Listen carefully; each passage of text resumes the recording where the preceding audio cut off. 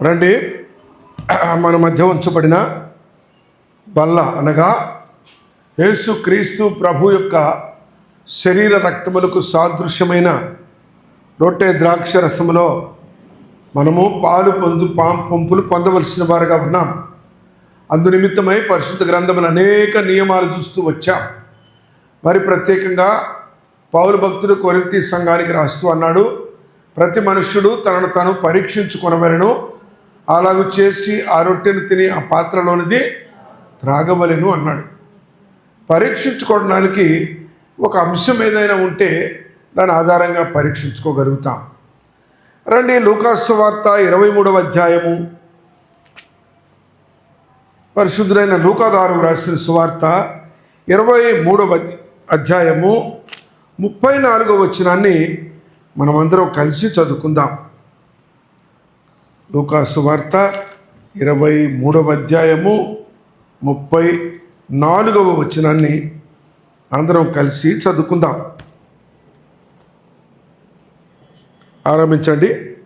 యేసు, తండ్రి, వీరేమి చేయుచున్నారో వీరెరుగరు గనుక వీరిని క్షమించుమని చెప్పెను. యేసుక్రీస్తు ప్రభువు కలువరి శిలువలో మాటలాడిన మాటలు 7.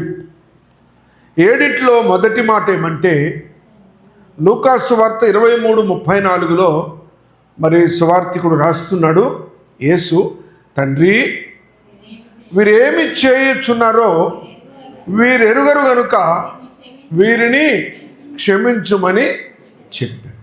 ఏం చేశారు వాళ్ళు? ఏం చేశారు? తెలియకుండానే చేశారా? వాళ్ళకి తెలియదంటారా? తెలియకపోతే ఎలా చేయగలుగుతారు? తెలియకపోతే అవన్నీ చేయలేరు కదా. వాళ్ళకి తెలుసు. కానీ అపారమైన ఆయన ప్రేమ ఏమంటుందంటే, వాళ్ళకి తెలియదులే అన్నది. నిర్గమకాండము 32వ అధ్యాయం చదివితే, మోషే దేవుని సన్నిధిలో నుండి పర్వతం దిగి వస్తూ ఉన్నారు. దిగి వస్తూ ఉంటుండగా మధ్యలో దేవుడైన యెహోవా మోషేతో ఏమని చెప్పాడంటే, నువ్వు దిగి వెళ్ళి చూడు, నీవు ఐగుప్తు నుంచి తీసుకొచ్చిన నీ ప్రజలు చెడిపోయినారు, వారిని ఒక క్షణంలో కాల్చివేస్తా అన్నాడు. వారు దూడను చేసి దూడ దగ్గర వారు నాట్యం ఆడుతున్నారు. ఐగుప్తు నుండి తీసుకొని వచ్చిన మా దేవుడు ఇదే అంటున్నారు, పూర్తిగా చెడిపోయినారు, వెళ్ళి చూడు, వాళ్ళని కాల్చివేస్తాను, నిన్ను గొప్ప జనం చేస్తాను అన్నాడు మోషేతో. మోషే అన్నాడు, అయ్యో, వాళ్ళని తీసేస్తే ఐగుప్తులో ఏమంటారు? వాళ్ళు మా దేవుడు అని వెళ్ళారు, వాళ్ళ దేవుడు వాళ్ళందరినీ చంపేశాడు అంటారు. వద్దయ్యా అన్నాడు. వద్దయ్యా. అలాగే యేసుక్రీస్తు ప్రభు ఇప్పుడు ఏమంటున్నాడు? పెద్దగా చెప్పండి. వీరేమి చేయుచున్నారో వీరు ఎరుగరు వీరిని క్షమించు. ఈ మాటని చదివినప్పుడు వాళ్ళేమి చేశారు అని ప్రశ్నించొద్దు. నేనేమి చేశాను? వాళ్ళు చేసిన చర్యలలో నేనేమన్నా, నాదేమైనా భాగం ఉన్నదా ఆలోచించాలి. మత్తయి సువార్త 27వ అధ్యాయము 18వ వచనంలో వారు ఏం చేశారో చూడండి. ఏలయనగా దేని చేత? అసూయ. మొదటి పాపం ఏంటి? అసూయ. వీరేం చేసినారు? మొదట అసూయ చేత ఆయనని సిలువకు అప్పగించినారు. అసూయ ఒక నీతిమంతుని మరణాన్ని కోరుకుంది. అసూయ ఉన్నదా? ఎప్పుడైనా ఎవరి విషయంలోనైనా అసూయ పడుతున్నావా? ఈ మధ్యాహ్నం జ్ఞాపకం చేసుకోవాలా. నీ కొరకే ప్రభు అంటున్నాడు, క్షమించయ్యా. యేసు ప్రభు ప్రార్థన చేస్తున్నాడు. ఎక్కడి నుంచమ్మా? సిలువ మీద నుండి. మధ్యాకాశంలో వేలాడుతున్న యేసయ్య సిలువ మీద ఉండి, ముళ్ళ కిరీటం ధరించిన యేసయ్య, 3 మేకులు కొట్టబడి మధ్యాకాశంలో వేలాడుతున్న యేసయ్య మొట్టమొదట ఏమి క్షమించినాడమ్మా? అసూయను క్షమించినాడు. అసూయ ఎప్పుడైనా ఎవరి ఎడలైనా అసూయ, ఈర్ష్య కలిగి ఉన్నావా? ఈ మధ్యాహ్నం వెంటనే అడగాల, ప్రభా నేను కూడా కొన్నిసార్లు అసూయపరుని, నన్ను కూడా క్షమించు. ఆ మాట అనలేకుండా నువ్వు బలలో పాల్గొంటే ఏమాత్రం కరెక్ట్ కాదు, ఏమాత్రం కరెక్ట్ కాదు. పౌలు గారు ఏమన్నాడు చూడండి, కొరింథీయులకు రాసిన మొదటి పత్రిక 11వ అధ్యాయము 29వ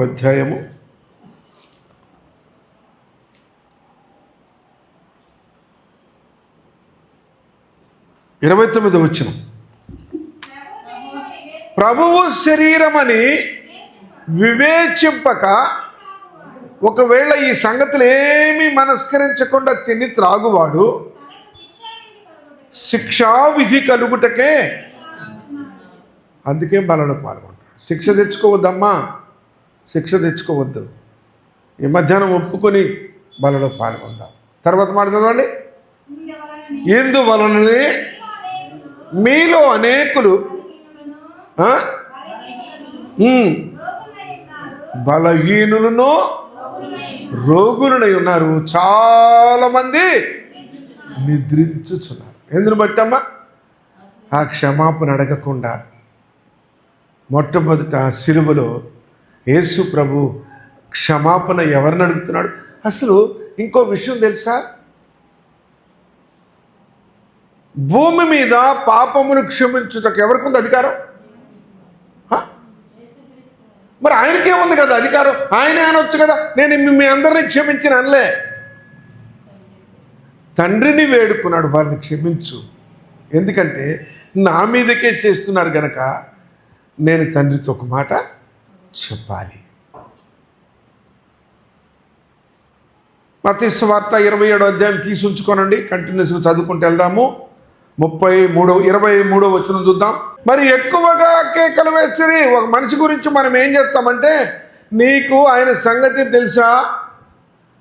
కలిసినప్పుడల్లా చెప్తాం, కనబడ్డప్పుడల్లా చెప్తాం, కనిపించిన వాళ్ళందరికీ చెప్తాం కదా. ఏం చేస్తున్నారట? సిలువ వేయమని మరి ఎక్కువగా 23వ వచనం ఏముంది? ఆ నీతిమంతుని రక్తము మా మీదను మా పిల్లల మీద ఉంది. ఎవరిచ్చారమ్మా శాపము? వాళ్ళే తెచ్చుకుంటున్నారు. వాళ్ళ పిల్లల మీదకి, వారి సంతానం మీదకి వారు శాపం తెచ్చుకుంటున్నారు. యేసుప్రభు అన్నాడు, వాళ్ళని క్షమించాలయ్యా, ఇప్పుడు ఇక్కడే క్షమించాల. సిలువలోనే క్షమాపణ వేడుకున్నాడు మన కొరకు. మొదట అసూయ, రెండవ తప్పుదాం కేకలేశారు, మాదే, ఏదైనా ఉంటే మేము చూసుకుంటాం, ఏదైనా ఉంటే మేము చూసుకుంటాం. 27వ అధ్యాయము మత్తయి సువార్త 26వ వచనం. ఒక దుష్టుడిని కోరుకున్నారు కానీ ఒక నీతిమంతుడిని కోరుకోలేదమ్మా. ఒక దుష్టుడిని కోరుకున్నారు. అమ్మో మీరు జాగ్రత్త అమ్మా, పలానా వాడి జోలికి వెళ్ళొద్దు, వాడు మంచోడు కాదు అంటారు. వాడు మంచోడు కాదు, వాడి జోలికి వెళ్ళొద్దాం. ఎందుకని? మంచోడు కాదు, వాడు ముట్టొద్దు, వాడి జోలి టచ్ చేయొద్దు, హానికరుడు, బందిపోటు. వాడే కావాలని కోరుకున్నారు. తండ్రి అయిన దేవుని దగ్గర మరి కుమారుడైన యేసుక్రీస్తు ప్రభువు మొరపెడుతున్నాడు. వాళ్ళు ఏమంటున్నారో చూసావా? వారిని క్షమించు. మత్తయి సువార్త 27వ అధ్యాయం 28వ వచనం. వస్త్రమును తీసివేసి వివస్త్రను చేశారు. వస్త్రమును తీసివేశారండి. అందరి మధ్యలో నిలబెట్టారు. బట్టలు ఇప్పేసి, అంగి ఇప్పేసి నిలబెట్టి, ఎందుకు నిలబెట్టారండి? దాన్ని ఏమంటారు చెప్పండి? వస్త్రాలు తీసివేయటాన్ని ఏమంటారు? అవమానం కోరుకున్నారు. అవమానాన్ని కోరుకున్నప్పుడు తండ్రి అయిన దేవుని దగ్గర కుమారుడైన యేసుక్రీస్తు ప్రభు అంటున్నాడు, వాళ్ళకి తెలియదు, వాళ్ళని క్షమించు. 27వ అధ్యాయము మత్తయి సువార్త 29వ వచనం. అల్లుతున్నారు, ఇప్పుడు అల్లుతున్నారు. అదేం సిద్ధపడ్డ ముళ్ళ కిరీటం లేదు. ఎవరికి ముళ్ళ కిరీటాలు ఎప్పుడు పెట్టలే. రోమా సామ్రాజ్యంలో రోమా చక్రవర్తి చేతిలో ఉన్న ఏ ధర్మశాస్త్రంలో ఏ చట్టంలో ఈ శిక్షలు లేవు. అప్పుడు వెళ్ళి ముళ్ళ కిరీటం తీసుకొని వచ్చారు. ఎన్నిసార్లు చదివావో వచనాన్ని, ఇప్పుడు చదువు మళ్ళా. అల్లి, ముళ్ళ కిరీటమును అల్లి, అక్కడ ఉన్నదాన్ని సిద్ధంగా ఉన్నదాన్ని తీసి పెట్టలేమా? ఏం చేయాలా, ఎట్లా చెయ్యాలా, ఎంత క్రూరంగా చెయ్యాలా ఆలోచన కలిగి ఉన్నారు. ఎంత క్రూరమైన హృదయాలతో యేసు ప్రభు దగ్గర వారు ఉన్నారు. జ్ఞాపకం చేసుకోవాలమ్మా. వాళ్ళకి ముళ్ళ కిరీటము పెట్టిరి అని రాయలే. ఏమన్నాడమ్మా? ముళ్ళ కిరీటమును అల్లి. ఎన్ని అల్లుతారో ఒక్క మాట నా మీద వేయాలనుకున్నారనుకో, ఎన్ని అల్లుతామో మనమైతే. వాళ్ళన్న ముళ్ళ కిరీటం ఒక్కడికే అల్లారు, మనం ఎన్ని అల్లుతామో. అల్లటం అంటే కల్పించుకోవటం, లేని విషయాలు, తెలియని విషయాలు. ఆట కదా అబ్రాం, ఫలానా ఆట కదా అంటే నాకు తెలియదు. అయ్యో నీకు తెలియలేదా? తీరా రుజువు పరిస్థితి, లేకపోతే ఎదురుగా తీసుకొచ్చి నిలబెట్టి ఏమన్నా ఇట్లా అన్నావు అని అంటే ఏమో నాకు తెలియదు. అప్పుడు కల్లుతున్నారు, అప్పుడు తయారు చేస్తున్నారు. ఒక 2 3 4 ముళ్ళు తీసుకుని వచ్చి ఎట్లెట్లా అల్లాలి, తలకి ఎట్లా పెట్టాలి, తల మీద ఎట్లా అమర్చాలి అని ప్రభు అంటున్నాడు. వారికి తెలియదు కాదా? మరి నిజం కాదా? ఆయన ఆ మాట అని ఉండకపోతే ఒక క్షణంలోనే మోషేతో ఏమన్నాడు దేవుడైన యెహోవా? ఒక్క క్షణంలో కాల్చివేస్తున్నాడు. మత్తయి సువార్త 27వ అధ్యాయము 30వ వచనం. నా కొరకు సిలువ మోసావు, నా కొరకు మరణించావు అనొద్దు. 27వ అధ్యాయాన్ని ప్రతి పదాన్ని చదవండి, ఇంటికి వెళ్ళి ఒకసారి అక్షరాన్ని చదవండి. 30వ వచనం చదవండి. ఉమ్మి వేశారు, మీద ఉమ్మేస్తారా అమ్మా? మీద ఉమ్మేస్తారా? అనేక మార్లు అన్నా మంచోడు అన్న అంటారు, నన్ను అటు ఎల్లని చీటి ఏం చేస్తారు? తూ అంటారు. అనరు, పర్వాలేదు, కింద ఉమ్మేస్తారు. కానీ అక్కడ ఆయన మీద ఉమ్మి వేశారు. ఇప్పుడు వాళ్ళు ఏమంటున్నారంటే, ఏంటి తుడుచుకోవా, బాగుందా? అక్కడ రాయబడలేదు. కానీ అక్కడ ఉమ్మి వేసినప్పుడు ఆయన కనీసం తుడుచుకోలేదని మరొకడు వేసి ఉంటాడు కదా. అంతమంది దుర్మార్గుల చుట్టూ నిలబడి ఉంటే ఎట్లా ఉంటుంది? ఒకసారి ఆలోచించండి అమ్మా. 31వ వచనం ఏమంటారు? అపహాసించరి, అపహాస్యం పాలు చేస్తున్నారు. నువ్వా రక్షకుడువా, దేవుని కుమారుడువా, దేవాలయం పడగొడతాను నువ్వేనా, అవి కూడా అన్నావా అంటున్నారు. రక్తస్రావ రోగిని బాగు చేసింది నువ్వే కదా. పక్షవాయు కలవాడిని వచ్చి లేవనెత్తింది నువ్వేగా. మరి ఇప్పుడు చేయరాదు, ఏదైనా ఉంటే మాకు చూపించరాదు. అపహాస్యం చేశారు. జ్ఞాపకం పెట్టుకోండి. మొట్టమొదట అసూయ చేశారు, అసూయపడ్డారు. రెండో మాట పదే సిలువేవే అని కేకలేశారు. ఒక అబద్ధాన్ని, ఒక చేయని నేరాన్ని ఆయన మీద స్థిరపరిచారు. మూడో మాట దుర్మార్గుని కోరుకున్నారు, నీతిమంతుణ్ణి శిక్ష వేయాలన్నారు. నాలుగో మాట ఆయన వస్త్రాలు తీసేసి ఆయన్ని పరిహసించారు. నాలుగో మాట ముండ్ల కిరీటం పెట్టారు. పెట్టి నువ్వే రాజువు, నీకు ఇంత మంచి కిరీటం ఉంది, మా పిలాతికి బంగారు కిరీటం ఉంది, మా హేరోదుకు సువర్ణ కిరీటం ఉంది, నీకు ఈ కిరీటం బాగుంటుంది అన్నారు. ఊమి వేశారు, అపహాస్యము చేశారు. 18వ వచనం, 38వ వచనం. కుడివైపున ఒకరిని ఎడమ వైపున ఒకరిని, ఇద్దరు బందిపోటు దొంగలను ఆయనతో కూడా అంటే ఏంటి? ఆయనతో కూడా అంటే ఏంటి చెప్పండి? ముగ్గురు బందిపోటు దొంగలకి ఒకే శిక్ష వేశాము అని చెప్పుకున్నారండి. దొంగలలో ఒకరిగా ఎంచినారు యేసుక్రీస్తు ప్రభు.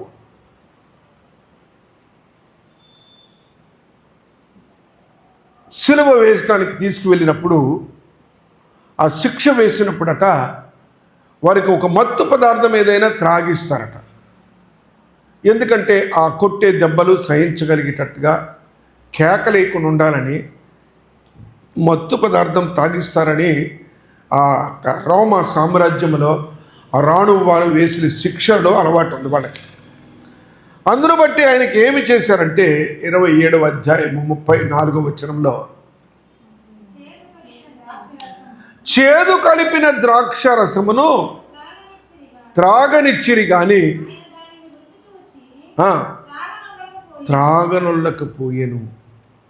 అమ్మ, ద్రాక్షరసం ఒక్క చుక్క తాగినా గొంతు అరేది, తడి తగిలేది కదా. అది కూడా తాగనీయకుండా ఏం చేశారట? ఇచ్చింది ద్రాక్షరసమే కానీ అందులో విషము కలిపాడు. అన్నా, మీరు తప్పకుండా రావాలా, మా ఇంట భోజనం చేయాలా. నీ మనస్సు నిండా ప్రేమ ఉండి పిలిస్తే భోజనం పెట్టమ్మా, లేకపోతే వద్దమ్మా. ఎందుకంటే అందులో నీ అసూయ, నీ అపహాస్యము, ఆ విషయము కలిపి ఉన్నదనుకో, అది పెట్టద్దు, అది భుజించేది కాదు. ఎంత బాధకరమైన సంగతులు రాయబడి ఉన్నాయి ఇక్కడ. 36వ వచనంలో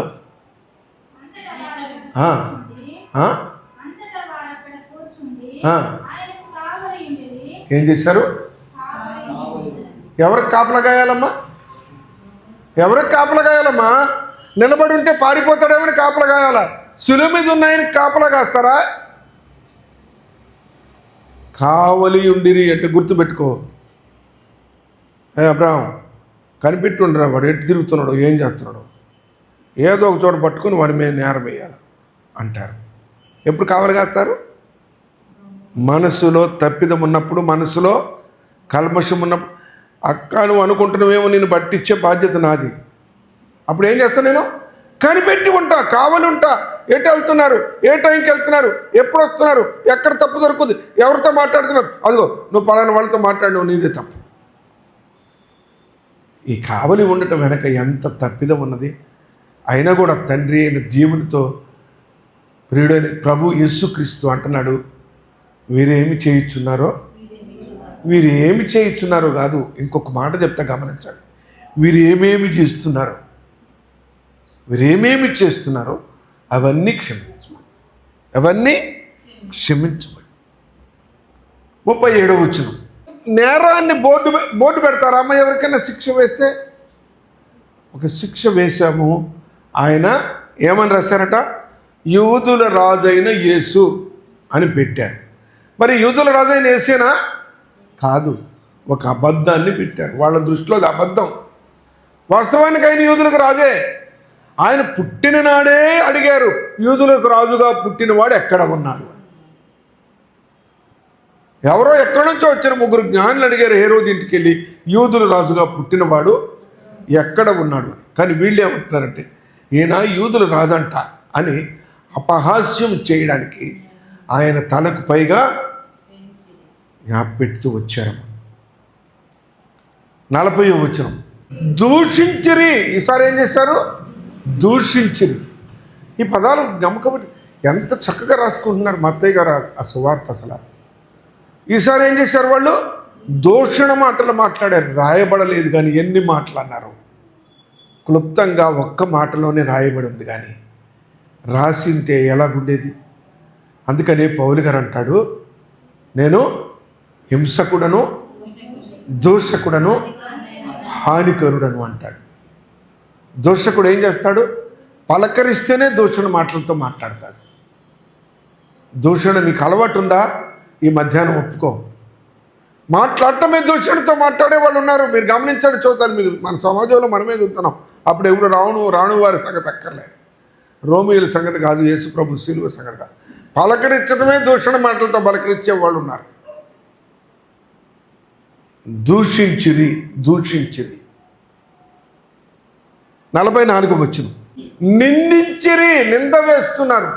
ఏమా నువ్వేం చేయకుండానే సిలువేశారా? ఏం చేయలేదా? ఎందుకు సైలెంట్గా ఉన్నావు, మౌనంగా ఉన్నావు అని అడుగుతున్నారు. నింద వేస్తున్నారు.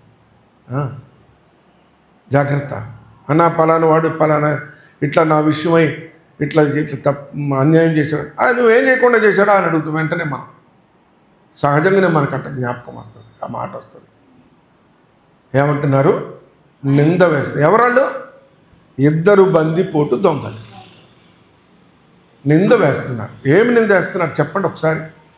మాతో సమానంగా మిమ్మల్ని సిలువేశారు ఏంటి యేసు ప్రభు? నిన్ను మాకేసిన శిక్ష నీకు కూడా అమలు జరిపారేంట? ఆయన మాకంటే దుర్మార్గంగా, మాకంటే క్రూరంగా చేస్తున్నారు కదా. నింద వేస్తున్నారు. ప్రశ్నించుకుందాం ఒకసారి. అనేక మార్లు నా జీవితంలో నేను అసూయపరుడుగా ఉన్నాను. అనేక సార్లు నా జీవితంలో యేసుక్రీస్తు ప్రభు యొక్క పేరును దూషించడానికి కారణంగా ఉన్నాను. నన్ను బట్టి దూషించారు. క్రైస్తవుడు అంటావు, ఏం మనిషి రాను అని నన్ను అన్నారు చాలాసార్లు. నన్నుని బట్టి నా ప్రభువుని అపహాస్యం చేసిన సందర్భాలు ఉన్నాయి. ఎన్ని రకాల క్షమాపణలు మన పక్షంగా అడిగినాడు ప్రభు అంటే, అసూయ దగ్గర మొదలుపెట్టారు, అపహాస్యంతో నిందలతో ముగించినారు. వరుస క్రమంగా చేస్తూనే ఉన్నారు ఆ తప్పులు. అవన్నీ క్షమించినాడు.